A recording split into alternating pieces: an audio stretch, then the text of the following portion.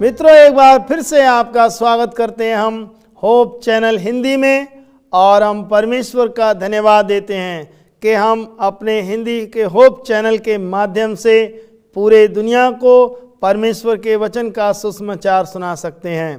प्रभु का वचन जीवित है और प्रबल है, और ये धर्मशास्त्र बाइबल हर एक बात को प्रमाणित करती है। मित्रों, आज हम फिर से दुष्ट बच्चों के विषय में अध्ययन कर रहे हैं, और एक और अध्ययन में हम आगे आज के विषय को और सीखेंगे कि दुष्ट जो संतान होती है वो किसके समान होती है। दुष्ट संतान को प्रभु के वचन में किसके समान कहा गया, उसकी उपमा और किन किन चीज़ों से दी गई है, उसको किस किस के समान बताया गया है, वो कैसे जीवन में जो है दूसरी चीज़ों को प्रभावित करते हैं।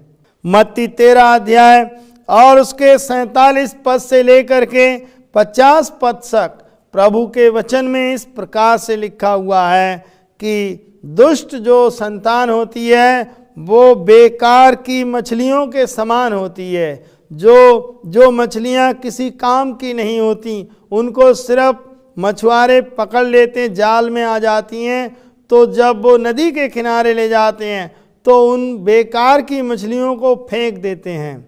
दुष्ट संतान बेकार की मछलियों के समान बताए गए हैं। धर्मशास्त्र बाइबल प्रभु का वचन इस प्रकार से बताता है। मत्ती 13 अध्याय उसके 47 से 50 पद तक इस प्रकार से लिखा है, फिर स्वर्ग का राज्य उस बड़े जाल के समान है जो समुद्र में डाला गया और हर प्रकार की मछलियों को समेट लाया। स्वर्ग का राज्य एक बड़े जाल के समान है जो समुद्र में डाला गया और वहाँ से सब ढेर सारी मछलियों को जाल में समेट लाया। और जब जाल भर गया तो मछुए उसको किनारे पर खींच लाए और बैठकर अच्छी अच्छी तो बर्तनों में इकट्ठा की और निकम्मी निकम्मी फेंक दी। प्रियो, ये जो दुष्ट संतान है ये निकम्मी मछलियों के समान है।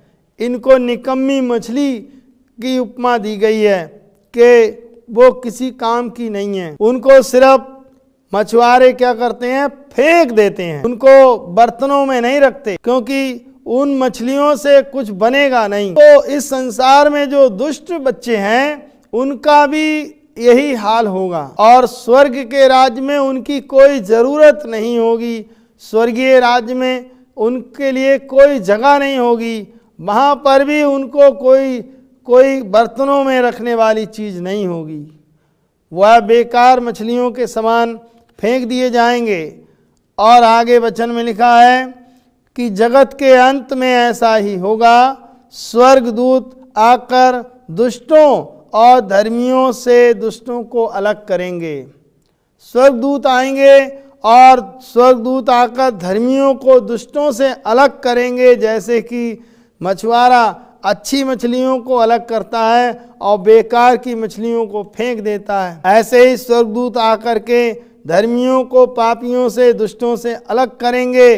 और लिखा है, और उन्हें आग के कुंड में डालेंगे जहाँ रोना और दांतों का पीसना होगा। दुष्टों के लिए यही वो जगह होगी जहाँ उन्हें रोना और दांतों का पीसना होगा। उनको धर्मियों से अलग करेगा, क्योंकि वो बेकार की मछलियों के समान होंगे। प्रियो, आज जब तक हम इस संसार में जीते हैं, जब तक हम जी रहे हैं, तब तक हम परिवर्तन कर सकते हैं, तब तक हम बदलाव ला सकते हैं। बाइबल बताती है कि दुष्ट अपने चाल चलन को छोड़कर यहोवा की ओर फिरे, तब यहोवा उस पर दया करेगा और उस पर कृपा करेगा और उसको फिर से बचाएगा। क्योंकि बाइबल ऐसे परमेश्वर के बारे में हमें बताती है जो दुष्टों को बचाने के लिए आया, वो दुष्टों को छुड़ाने के लिए आया। प्रभु यीशु मसीह जब इस दुनिया में थे, उन्होंने बहुत से पापियों को, दुष्टों को उन्होंने छुटकारा दिया और उन्हें बचाया। जब छोटा सा जक्कई जो है वो भी बहुत सारे दुष्टों के साथ में व्यतीत करता था अपना जीवन, उसका जीवन भी दुष्टों वाला था। वो अन्याय करता था और लोगों से जबरन धन वसूल करता था और उन पे अत्याचार किया करता था। लेकिन जब प्रभु यीशु मसीह उसके यहाँ गए तो ये पवित्र शास्त्र बाइबल में पाया जाता है कि जब प्रभु यीशु उसके पास गए तो यीशु ने कहा कि मैं इस दुनिया में खोए हुओं को ढूंढने और उनका उद्धार करने के लिए जगत में आया हूँ। जो दुष्ट प्रवृत्ति के लोग हैं उन्हें बचाने के लिए आज भी स्वर्ग का दरवाजा खुला हुआ है, बशर्ते न्याय होने से पहले अगर धर्मियों के पास वो जाएं और धर्मियों की संगति करें और अपने दुष्ट चाल चलन को छोड़ दें और अपने बुरे मार्गों से मन फिराएं तो परमेश्वर उन पर दया करेगा और उन पर तरस खाएगा और उनको छुटकारा देगा और उनको जीवन देगा। हमारा परमेश्वर दयालु और कृपालु और अनुग्रहकारी परमेश्वर है। उसने हमें ये बार बार हमें मौका दिया। उसने कहा कि तुम मेरे पास आओ और मैं तुम्हें जीवन दूंगा। प्रियो, हम देखते हैं प्रभु के वचन में यिर्मयाह की पुस्तक उसके 6 अध्याय में और उसके 27 से लेकर के 30 वचन में बहुत ही सुंदर वचन यहाँ पर हम पढ़ते हैं कि यहाँ लिखा है कि मैंने इसलिए तुझे अपनी प्रजा के बीच गुम्मट और गढ़ ठहरा दिया है कि तू उनकी चाल चलन परखे और जान ले कि वे सब बहुत ही हठी हैं और वे लुतराई करते फिरते हैं। उन सबों की चाल बिगड़ी है, वे निरा तांबा और लोहा ही हैं। परमेश्वर ने नबी से कहा कि तुझे मैंने गुम्मट ठहराया है, तुझे गढ़ ठहरा दिया है कि तू इन लोगों की चाल को देख, कि इनके चाल चलन को देख और इन्हें परख ले। और ये बहुत हठीले हैं, बहुत ढीठ हैं और ये लुतराई करते फिरते हैं। ये इनकी चाल बिगड़ गई है और ये तांबे के समान हैं, ये लोहे के समान हैं। इनको पिघलाया मैंने, इनको भट्टी में डाला मैंने, इनको धौंकने वाली धौंकनी जल गई और शीशा आग में जल गया और ढालने वाले ने व्यर्थ ही ढाला, क्योंकि बुरे लोग नहीं निकाले गए। उनका नाम खोटी चांदी पड़ेगा, क्योंकि यहोवा ने उनको खोटा पाया है। उनको परमेश्वर ने खोटा पाया। खोटा सिक्का होता है, वो चलता नहीं है। वैसे ही खोटा सिक्का के समान परमेश्वर ने इनको पाया, क्योंकि ये दुष्ट जो है, ये बाइबल बता रही है खोटे सिक्के के समान है। ये हठी हैं, ढीठ हैं और ये लुतराई करते हैं। इनकी चाल बिगड़ गई है और ये तौबा नहीं करते। परमेश्वर ने उनको बार बार मौके दिए, लेकिन ये परखे गए, फिर भी ये बेकार निकले। यिर्मयाह नबी ने कहा कि यिर्मयाह नबी से परमेश्वर ने कहा कि तू इन्हें परख ले और इन्हें जांच ले, इनकी चाल बिगड़ गई है। मेरे प्रियो, उनका नाम खोटी पड़ा है।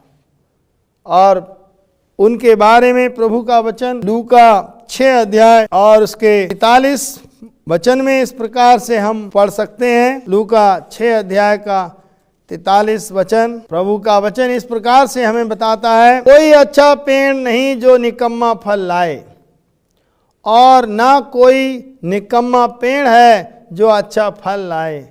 अच्छा फल केवल अच्छा पेड़ ला सकता है और कोई निकम्मा पेड़ जो है वो अच्छा फल नहीं ला सकता है। परमेश्वर का वचन हमें बताता है कि जो जैसा पेड़ होगा वैसा ही फल आएंगे। कभी भी आम के पेड़ पर जो है वो अमरूद का फल नहीं आ सकता है और ना अमरूद के पेड़ पर आम का फल आ सकता है। जैसा पेड़ है वैसा ही उसका फल आएगा।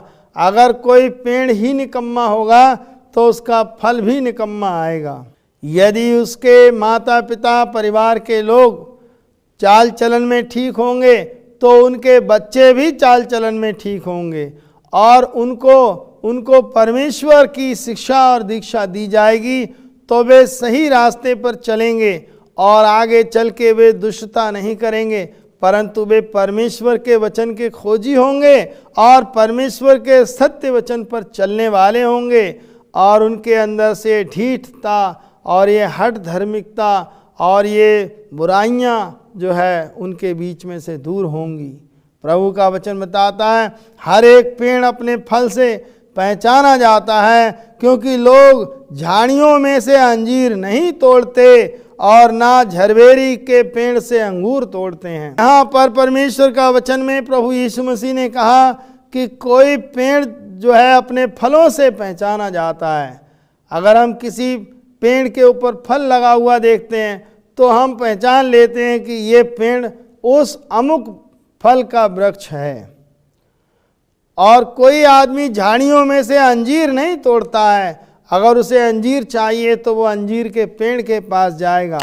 और इसी तरह से कोई किसी को अंगूर तोड़ना है तो वो झरबेरी के पेड़ से अंगूर उसको नहीं मिलेगा। प्रियो, जैसा पेड़ है वैसा फल आएगा। यदि अंजीर का पेड़ है तो अंजीर का ही फल आएगा। प्रभु का वचन यहाँ पर इस प्रकार से कहता है कि भला मनुष्य अपने मन के भले भंडार में से भली बातें निकालता है, और बुरा मनुष्य अपने बुरे मन के बुरे भंडार में से बुरी बातें निकालता है, क्योंकि जो मन में भरा है वह उसके मुंह पर आता है। भला मनुष्य जो होता है, जो अच्छे बच्चे होते हैं, उनके मुंह से अच्छी बातें निकलती हैं, और बुरे बच्चों के मुंह से बुरी बातें निकलती हैं। बुराई उनके मन में भरी है, जो उनके मुंह में है अंदर, जो मन में अंदर है वो मुंह पर आ जाता है। परमेश्वर ने कहा, यीशु मसीह का वचन यहाँ पर इस प्रकार से है कि हम उसके फलों से हम उस पेड़ को पहचान सकते हैं कि ये पेड़ जो है निकम्मा है कि अच्छा पेड़ है। कोई भी पेड़ जो दिखाई देता है वो अपने फल से ही पहचाना जाता है। फल अगर सही होगा तो पेड़ भी सही होगा, अगर पेड़ सही होगा तभी फल सही होगा। अगर पेड़ ही खराब है तो फल ही खराब होगा। अय्यूब अपने 21 अध्याय के 18 वचन में कुछ इस विषय में और गंभीरता से बताता है। अय्यूब 21 अध्याय उसके 18 वचन से परमेश्वर का जो जीवित वचन है वो हम पढ़कर देख सकते हैं। 21 अध्याय का 18 पद यहाँ लिखा है, क्या वे वायु से उड़ाए हुए भूसे और बवंडर से उड़ाई हुई भूसी के समान होते। तो दुष्ट हैं, इन दुष्टों के बारे में अय्यूब बहुत कुछ कहता है। हम देखते हैं इसको 17 पद में और ऊपर, तो वहाँ पढ़ते हैं, कितनी बार दुष्टों का दीपक बुझता है या उन पर विपत्ति आ पड़ती है, या परमेश्वर क्रोध करके उनके भाग को शोक में देता है। दुष्टों का दीपक बुझ जाता है और दुष्ट जो है वो कुशल से नहीं रहता। दुष्ट की प्रवृत्ति, दुष्ट के मन में विचार और बुरे ही होते हैं। दुष्टता से उनका मन कुटिलता से भरा रहता है। बाइबल हमें बताती है उनके मन में कुटिलता भरी पड़ी है, और लिखा है कि वे देश भर में उपद्रव करते हैं, वे देश भर में उपद्रव करते हैं। प्रभु का वचन यशाया 58 अध्याय हम पढ़ेंगे तो वहाँ पर परमेश्वर का वचन दुष्टों के बारे में और बहुत क्लियर बताता है। यशाया 58 अध्याय उसके 1 से 5 वचन में इस प्रकार से जो है परमेश्वर हमें बताता है, गला खोल कर पुकार और कुछ न रख छोड़, नरसिंगे का सा शब्द को उसका अपराध बता दे, अर्थात याकूब के घराने को उसका पाप जता दे। वे प्रतिदिन मेरे पास आते और मेरी गति जानने की इच्छा ऐसी रखते हैं मानो वे धर्मी लोग हैं, जिन्होंने अपने परमेश्वर के नियमों को नहीं टाला। वे मुझसे धर्म के नियम पूछते और परमेश्वर के निकट आने से प्रसन्न होते हैं। वे कहते हैं, क्या कारण है कि हमने तो उपवास रखा परंतु तूने इसकी सुधि ना ली, हमने तो दुख उठाया परंतु तूने कुछ भी ध्यान नहीं दिया। सुनो, उपवास के दिन तुम अपनी ही इच्छा पूरी करते हो और अपने सेवकों से कठिन काम करवाते हो। सुनो, तुम्हारा उपवास का फल ये होता है कि तुम आपस में लड़ते हो, झगड़ते हो और दुष्टता से घूंसे मारते हो और झगड़ा करते हो। और जैसा उपवास तुम आजकल रखते हो, उस उपवास से तुम्हारी प्रार्थनाएं ऊपर सुनाई नहीं देती। जिस उपवास से मैं प्रसन्न होता हूँ, अर्थात वो जिसमें मनुष्य स्वयं को दीन करे। और क्या तुम इस प्रकार करते हो? क्या सिर को झाऊ के समान झुकाना और अपने नीचे टाट बिछाना और राख फैलाने को तुम उपवास कहते हो और यहोवा को प्रसन्न करने का दिन कहते हो? यहाँ पर एक निरर्थक उपवास के बारे में नबी बता रहा है कि ऐसे उपवास भी हैं, इनका कोई अर्थ नहीं है। लोग अपने को धर्मी दिखाने की इच्छा से ऐसा उपवास करते हैं और ये दुष्टता से घूंसे मारने के लिए होता है। प्रभु का वचन हमें भजन संहिता में इस प्रकार से स्पष्ट बताता है कि हम इसे और गहराई से समझ सकते हैं कि परमेश्वर ने क्या कहा, दुष्ट को दंडित करेगा। दुष्ट जो है देश भर में उपद्रव करते हैं, वो पेट से निकलते ही झूठ बोलते हैं। भजन संहिता 58 अध्याय उसके 1 से 5 पद तक हम पढ़ सकते हैं। यहाँ पर लिखा है, हे मनुष्यों, क्या तुम सचमुच धर्म की बात बोलते हो? हे मनुष्य वंशियों, क्या तुम सिधाई से न्याय करते हो? तुम मन ही मन कुटिल काम करते हो और तुम देश भर में उपद्रव करते रहते हो। दुष्ट लोग जन्मते ही पराये हो जाते हैं, वे पेट से निकलते ही झूठ बोलते हैं और वे भटक जाते हैं। उनमें सर्प का सा विष है और वे उस नाग के समान हैं जो सुनना ही नहीं चाहता है। और सपेरा कितनी भी निपुणता से उनके ऊपर मंत्र मारे और मंत्र पढ़े तो भी वह उसकी नहीं सुनता। वचन यहाँ पर कहता है, हे परमेश्वर, उनके मुंह में से दांतों को तोड़ दे। हे यहोवा, उन जवान सिंगों की दाढ़ों को उखाड़ डाल।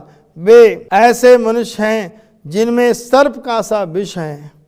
ऐसे कुटिल मनुष्य जो दुष्ट हैं और दुष्टता से अपने आप को धर्मी दिखाने की इच्छा से वो ऐसे काम भी करते हैं जिससे लगता है कि ये बहुत धर्मी हैं, लेकिन वे प्रातः काल की ओस के समान होंगे जो थोड़ी देर दिखाई देती है और बाद में जो है सूरज निकलते ही ख़त्म हो जाती है।